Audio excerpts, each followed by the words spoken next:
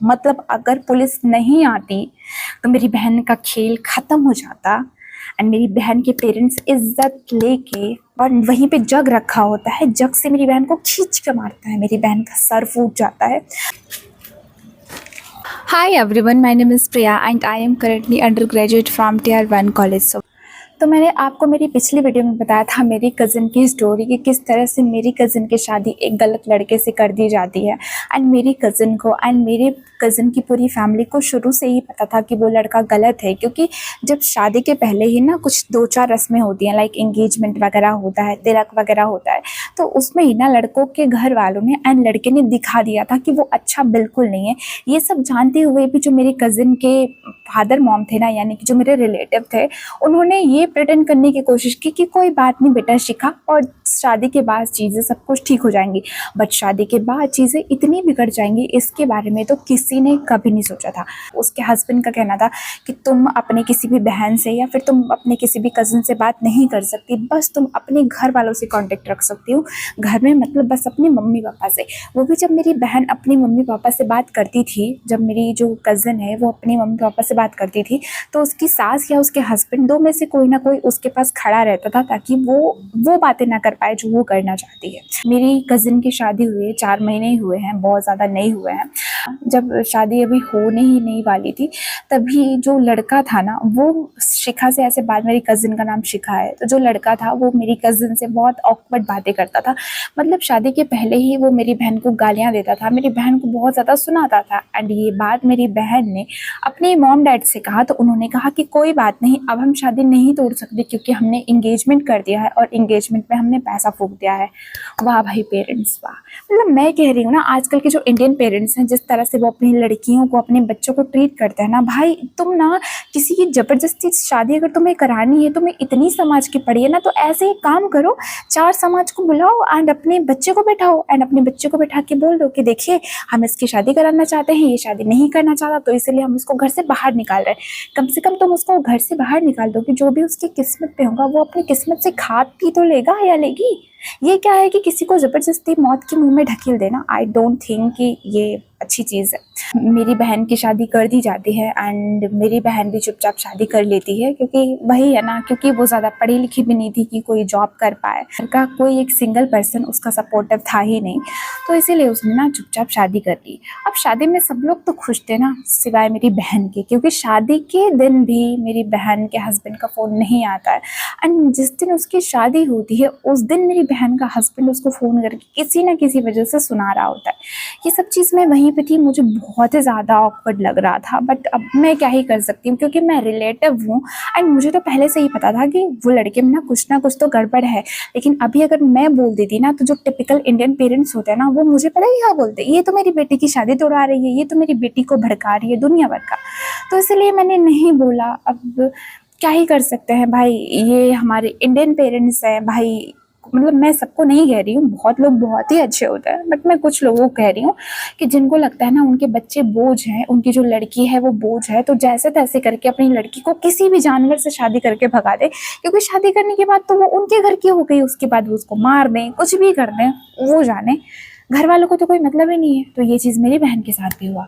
शादी करने के बाद मेरी बहन वहाँ पे जाती है एंड मैं आपको बता दूँ, अगर आप यूपी और बिहार से होगे तो जब शादी होती है ना, तो एक हमारे वहाँ रस्म होती है जिसको डाल चढ़ाना बोलते हैं। एंड डाल में बेसिकली क्या होता है, जो लड़के के घर वाले होते हैं वो साड़ियाँ वगैरह लाते हैं, मतलब एक लगेज में, एक बड़ी सी लगेज में साड़ियाँ और श्रृंगार का सामान, मतलब ये सब चीज़ें होती है। मतलब जो दुल्हन होती है, जो ब्राइड होती है ना, उसकी बेसिक चीज़ें होती हैं, लाइक मेकअप की चीज़ें, पर्स एंड सूट, साड़ियाँ, ये सब चीज़ें होती है। उसको हमारे यूपी में डाल चढ़ाना बोलते हैं। ये एक टाइप का रस्म होता है। तो हमारे वहाँ डाल में ना, मतलब मिनिमम 20 साड़ियाँ चढ़ाई जाती हैं। मतलब चाहे कोई कितना भी मिडिल क्लास पर्सन हो, वो भले मतलब बहुत महंगी साड़ियाँ नहीं चढ़ाएगा, एक मीडियम रेंज की साड़ियाँ चढ़ा देगा, लेकिन वो 15 से 20 साड़ियाँ चढ़ाएगा ही चढ़ाएगा, ये चीज़ तो श्योर है। बट मेरी बहन का जो डाल आता है ना, उस डाल में बस 5 साड़ियाँ होती हैं। रियली बस 5 साड़ियाँ। बट मेरी बहन के जो ससुराल वाले होते हैं उनको तो भर भर के दहेज चाहिए था, उनको तो दहेज दिया जाता है। लेकिन मेरी बहन की जब डाल में 5 साड़ियाँ आती हैं तो उस पर हम लोग क्वेश्चन उठाते हैं, तो बोलते हैं अरे हमें तो पता ही नहीं था कि ऐसा होता है, वट एवर जो भी है वो सब चीज़ तो हटाओ। डाल की बात मैं इसलिए कह रही हूँ क्योंकि अभी आगे मैं आपको बताती हूँ। तो जब दादी करके अपने ससुराल जाती है तो उसी का डाल उसे दिया ही नहीं जाता है, मतलब वो अपने ससुराल गई एंड उसे पता ही नहीं है कि उसके डाल में क्या आया था। जब वो अपनी सास से पूछती है कि वो लगेज कहाँ है जिसमें मेरा डाल आया था, तो उसकी सास पता है क्या बोलती है, वो तो हम गांव में छोड़ा है। तो आप समझ रहे हो, मतलब जो मेरी जहाँ पे मेरी बहन की शादी हुई है तो वो 3 भाई हैं, तो वो जो मेरी बहन की शादी हुई है वो सबसे बड़ी है, तो उसको वो डाल चढ़ा दिया गया। अब वही डाल सेफली रखा जाएगा, अब जो दूसरी वाली बहू आएगी उसको वो चीज़ चढ़ाया जाएगा। मतलब भाई क्या है, मतलब ये चीज़ मेरे रिलेटिव को पता है बट उन्होंने कुछ नहीं बोला, इट्स ओके, सब कुछ ठीक है। फिर एक दिन रात को, क्योंकि मेरी बहन के पास फ़ोन नहीं होता है, तो मेरी बहन अपने हस्बैंड से बोलती है कि वो उसे फ़ोन दे दे। वो उससे अपने हस्बैंड से फ़ोन मांगती है एंड उसका हस्बैंड बोलता है कि नहीं मैं अपना फ़ोन नहीं दूंगा। बट मेरी बहन और उसका हस्बैंड ये बोल के वॉशरूम में चला जाता है एंड मेरी बहन उसका फ़ोन उठा के अपनी मॉम को कॉल करती है एंड अपनी मॉम से वीडियो कॉल पे बात ही कर रही होती है। तब तक उसका हस्बैंड आता है एंड उसका हस्बैंड पूछता है कि मेरा फ़ोन कहाँ है। लाइक सामने वीडियो कॉल चल रहा है एंड उसका हस्बैंड उससे पूछ रहा है मेरा फ़ोन कहाँ है। तो मेरी बहन बोलती है मॉम से बात करी हूँ अभी लेना। बोलता है मुझे अभी फ़ोन चाहिए। तो कहती है रुक जाओ थोड़ा सा भाई, सब्र कर लो। अब भाई जब तुम फ़ोन नहीं दिला रहे, तुम ही हमारे पति परमेश्वर हो, तुमको फ़ोन नहीं दे रहे, ना हमको बाहर जाना अलाउड है, ना हमको हमारे घर वाले फ़ोन दे सकते हैं, तो ऑब्वियसली हम बात किससे करेंगे, तुम्हारे फ़ोन से करेंगे ना, वो भी हम अपनी मम्मी से बात कर रहे हैं, तुम्हारे सामने बात कर रहे हैं, तो वो क्या ही प्रॉब्लम है। बट ठीक है अब भाई, मर्द जात क्या ही बोले, मैं सबको नहीं बोल रही हूँ, कुछ कुत्तों को बोल रही हूँ जो हैं। फिर वो बोलता है कि फ़ोन दे दो, तो मेरी बहन कहती है कि नहीं दूंगी मैं। एंड वो आता है और मैं आपको एक और चीज़ बताऊँ, मेरी बहन का जो घर है ना, वो जितना बड़ा मेरा रूम है, एक कमरे जितना ही बड़ा है। तो ऊपर बना हुआ है जिसमें मेरी बहन का कमरा और एक किचन है, और नीचे जो है वो एक बड़ा सा हॉल और वॉशरूम है। इतना बड़ा ही मेरी बहन का ससुराल है। मेरी बहन के 2 देवर भी हैं, तो देवर एंड उसके सास ससुर नीचे हॉल में सोते हैं एंड मेरी बहन का रूम ऊपर है। रूम के ही बगल में किचन है। मेरी बहन का हस्बैंड उसको घसीट के, उसके बाल पकड़ के, और वहीं पे जग रखा होता है, जग से मेरी बहन को खींच के मारता है। मेरी बहन का सर फूट जाता है एंड वहाँ से उसको घसीट के, सीढ़ियों से घसीट के नीचे ले आता है एंड नीचे लाके बहुत बेरहमी से उसको मारता है, बहुत ही ज़्यादा बेरहमी से मारता है। एंड जब वो उसको मार रहा होता है तो उसके घर में कोई नहीं होता है, उसके दोनों देवर, उसके ससुर नहीं होते, उसकी बस सास होती है। एंड उसका हस्बैंड अपनी मॉम को रूम के अंदर ले जाके बंद कर देता है एंड वो मेरी बहन को बेरहमी से मार रहा होता है। अब आप एक चीज़ अज्यूम करो कि आपको कोई बचाने वाला नहीं है एंड आपको कोई बेरहमी से मार रहा है, क्या आपका रिएक्शन होगा? एंड मेरे रिलेटिव ने 14 लाख रुपए दे के मेरी बहन की ज़िंदगी बर्बाद कर दी। भाई तुमने वही 14 लाख रुपए दे के ना उसके अकाउंट में डाल दिया होता, उसको घर से भगा दिया होता।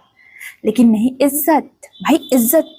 बेटी मार खाए ठीक है, पर इज्जत इज्जत नहीं जानी चाहिए। मरने के बाद वो उसको मार रहा होता है, फिर वो जाके बाथरूम में छुपती है एंड वो बाथरूम का दरवाज़ा तोड़ के उसको बाहर लाता है एंड जो हमारा दरवाज़ा, जो एक और दरवाज़ा कमरे का होता है, उस पर उसको ऐसा मारता है कि दरवाज़ा भी टूट जाता है। किसी रॉड वगैरह से उसको मार रहा था एंड मारने के बाद जब उसका पेट नहीं भरता है, मेरी बहन का ही जो सोफ़ा होता है, जो उसे दहेज में दिया गया होता है, उसी पे बांध के उसको जला जा रहा होता है। एंड उसी टाइम पे जो मेरी बहन की सास होती है वो फ़ोन कर देती है पुलिस को, पुलिस आती है। मतलब अगर पुलिस नहीं आती तो मेरी बहन का खेल ख़त्म हो जाता एंड मेरी बहन के पेरेंट्स इज्जत लेके घूमते, क्योंकि वैसे भी अरेंज मैरिज तो मेरी बहन की इतनी गलत लड़के से करा ही थी। और सोचो अगर उस दिन मेरी बहन को कुछ हो जाता ना, तो जो मेरे रिलेटिव है ना, उनको कोई माला नहीं पहना देता, उनको कोई अवार्ड नहीं दे देता कि हाँ भाई तुमने तो उसकी मिश्रा से ही शादी करी, तो मिश्रा ने उसको पीटा, मिश्रा ने उसको जला दिया, वो मर गई, ठीक है कोई बात नहीं भाई, मिश्रा था, अलाउड है, मिश्रा कर सकता है, कुछ भी हो जाए लेकिन जातिवाद चलना चाहिए। बेटी मर जाए, बेटी कुछ भी हो जाए, लेकिन जातिवाद सबसे ऊपर रहना चाहिए। बिल्कुल सही है, सही बात है ना। और पुलिस आती है, फिर पुलिस आती है एंड पुलिस मेरी बहन को गाड़ी में बिठा के ले जाती है, क्योंकि मेरी बहन का कोई सपोर्ट करने वाला नहीं होता है। एंड ये सब जो चीज़ें हैं ना वो मेरी बहन के ससुराल वाले ही हैंडल कर सकते हैं। तो obvious सी बात है, अब किसी की खुद की माँ, किसी का खुद का बाप अपने बेटे को जेल में तो नहीं भेजेगा ना। मेरी बहन का मेडिकल होता है, मेरी बहन का पट्टी वट्टी होता है, एंड उठा के घर लाई जाती है, एंड उसका हस्बैंड फिर खुला घूम रहा होता है, एंड फिर उसके साथ आता है, सोता है, चला जाता है। फिर 2-4 घंटे बाद मेरी बहन अपने मायके फ़ोन करती है, एंड मायके से बस फ़ोन उसके पेरेंट्स करते हैं, 2-4 गालियाँ दे देते हैं, एंड सब कुछ शांत हो जाता है। एंड अब मेरी बहन बोल रही है कि उसको लेके आओ, होली है लेके आओ। बट मेरी बहन के मायके से कोई उसको ले जाने वाला नहीं है। उसके 2 भाई हैं, उसके फादर हैं, उसकी मॉम है, उसकी भाभी हैं, बट उसको कोई ले जाने वाला नहीं है। तो यहाँ पे जो मेरे रिलेटिव हैं उनका मैं थोड़ा सा माइंडसेट बताती हूँ। हमारा काम था उसकी शादी करना। हमने तो 14-15 लाख रुपए फूंक के उसकी शादी कर दी। अब वो मार खाए, वो मरे या जिए, वो हमारी हेडेक नहीं है, वो उसके ससुराल वालों की हेडेक है। अब वो अपने ससुराल वालों की हो गई, उसके ससुराल वाले उसको मार के खा जाए, हमसे कोई मतलब नहीं है, बिल्कुल मतलब नहीं। कैसे नहीं है भाई, पैदा क्यों किया, क्यों पैदा किया। एंड कुछ पेरेंट्स का ये भी कहना होता है कि कुछ ऐसे महान पेरेंट्स होते हैं ना कि जब उनकी बेटी के ससुराल में लड़ाई हो रही होती है तो वो कहाँ अपनी बेटी का सपोर्ट करते, कहाँ वो ससुराल वालों की तरफ से बोलते हैं कि हाँ बिल्कुल इसके साथ तो यही करिए, ये इसकी तो इसकी बहनों से नहीं पटी, इसकी तो इसकी माँ से नहीं पटी, इसके भाई से नहीं पटी, तो आपके घर में कहाँ से पटेगी। ये क्या है मुझे नहीं मालूम, बट हाँ मेरी बहन को ना तो कोई लेने जाता है ना तो कोई देखने जाता है। एंड परसों मेरी बहन मेरे को वीडियो कॉल करती है, चुपके से वीडियो कॉल करती है।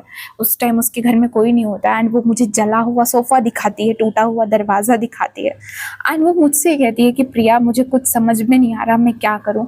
मैं अपनी बहन को बोलती हूँ, मेरे अंदर इतनी हिम्मत है, मैं अपनी बहन को बोलती हूँ कि तू बता, मैं आती हूँ, मैं तेरे को लेके जाती हूँ, या फिर तू मेरे पास आ जा, मेरा सिंगल रूम है, हम साथ में रहेंगे, तू यहाँ पे छोटी मोटी जॉब कर लेना तो अपना कर लेना, एंड आराम से रहेंगे। बट वही है ना, मतलब मेरी बहन अभी देखो, जब हम ना थोड़ा बाहर निकलते हैं, थोड़ा पढ़ लिख लेते हैं ना, तो हमारे अंदर थोड़ी हिम्मत आती है। जैसे मैं अपनी बात करूँ तो मेरे घर वालों ने मेरे साथ जो भी किया, बट मेरे अंदर हिम्मत है चीज़ों को लेके लड़ने की। बट वहीं पे अगर मैं अपनी बहन की बात करूँ ना, अपनी कज़िन की बात करूँ, तो वो शायद घर से उतनी बाहर निकली नहीं ना, तो उसके लिए ये सब चीज़ें बहुत बड़ी हैं। एंड उस बेचारे ने आज़ादी और मारपीट सहना चुन लिया। आज़ादी भूल गई, ना तो उसके मायके वाले लेने जाएंगे, ना तो उसके पास फ़ोन है, एंड वही रोज़ मार पिटाई है। एंड एक बात और, उसका जो पति है ना वो बेवड़ा वाला दारूबाज, देखा है ना आपने, जिसको अपने शरीर से ही मतलब नहीं होता है, उसका हस्बैंड वैसा है। एंड जो ये शादी हुई थी वो मेरे रिलेटिव के किसी मेन रिलेशन में हुआ था, मतलब जिन्होंने ये शादी कराई है उन्हें पता था कि वो ऐसा है, बट फिर भी उन्होंने क्यों शादी कराई, कैसे कराई, मुझे नहीं पता। बट ठीक है, तो अगर मैं अपनी बात करूँ ना कि मुझे क्यों डर लगता है कि मेरे माँ बाप में शादी मेरी करा दे कहीं पे, मुझे इसलिए डर लगता है क्योंकि मैं भले ही वर्किंग वूमेन हूँ, भले ही मैं काम करती हूँ, लेकिन मान लो कल को मेरी किसी से भी गलत शादी हो गई, लड़का गलत निकला, वो मेरे साथ मार पिटाई करने लगा, तो यही जो मेरे पेरेंट्स हैं ना, मेरे पापा ने आज तक, मतलब बाहर की मैं बात कर रही हूँ कि बाहर में अगर कहीं मेरी गलती निकली है ना, तो आज तक मेरे पापा ने मुझे कहीं सपोर्ट नहीं किया है। इवन हमेशा से मेरे पापा का ये रिएक्शन था, हाँ तेरी ही गलती रही होगी, जो कि मेरे पापा को ये समझना चाहिए मेरी गलती थी या नहीं थी, वो चीज़ घर पे आके आप डिसाइड करो ना, आप बाहर लोगों के सामने क्यों ये चीज़ डिसाइड कर रहे हो। मेरे फादर का सेम है, तो अगर मेरी कल को अरेंज मैरिज होती है और गलती से भी जो लड़का है ना वो गलत निकलता है, तो पता है मेरे फादर क्या कहेंगे, हाँ ठीक है इसकी जॉब छुड़वाओ, इसको मारो पीटो, अब ये आपकी बेटी है, अब ये तुम्हारी बीवी है, तुमको इसके साथ जो मन करना है वो करो, हमारे साथ तो इसका अच्छा रिश्ता रहा नहीं, तो यहाँ पे इसका अच्छा रिश्ता क्या ही रहेगा, तो क्या होगा, ससुराल वालों का मन बढ़ जाएगा, वो मुझे मारेंगे पीटेंगे। इसीलिए मैंने अपने पेरेंट्स को और एक गलत शादी को छोड़ के मैंने अकेले रहना प्रेफर किया। इस वीडियो को बनाने का यही मकसद था कि किसी से भी शादी करिए, भले ही आप वर्किंग वुमेन नहीं हैं, बट ऐसे ये मत सोच के शादी करिए कि अरे हमारे मायके में हमको बहुत प्रॉब्लम हो रही है तो शादी कर लेते हैं। ज़रूरी नहीं है कि आपका ससुराल अच्छा ही निकल जाए, अच्छा निकलता है तो वो आपकी किस्मत। बट आजकल तो अरेंज मैरिज ना जुए की तरह है, सट्टे की तरह है कि अच्छा निकलने के चांसेस बहुत कम है, एंड बुरे का तो आप आसपास अपने देख ही रहे हैं। आप लोग के भी आसपास ऐसी बहुत सारी चीज़ें होंगी एंड मेरी तो है ही। सो दैट्स इट फॉर के मैं फिर आपको बताऊंगी कि शिखा का आगे क्या अपडेट है। बात करने की तो कम ही उम्मीद होती है, बट देखते हैं। Bye bye.